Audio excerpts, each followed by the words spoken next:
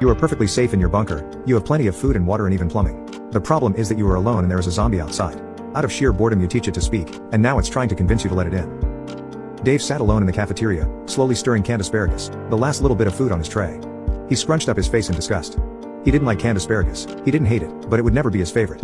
He tried to chew it as little as possible before swallowing, keeping it in the far back in his mouth and following up every bite with a sip of water to wash out the taste. The light bulb 2 tables over began to fizzle in and out. After a few seconds it blinked out entirely. He sighed, mentally making the note to get a replacement bulb later before dinner. Dave looked around at the large empty room full of tables. This base was made to house hundreds of people for years. It was never meant for a single person. It was never made for Dave alone. He stood up and took the chip tray he'd been eating off for almost a year over to the kitchen sink.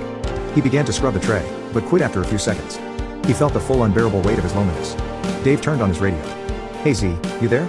He called into the mic. The intercom speaker above his head crackled. "Dave?" queried the zombie.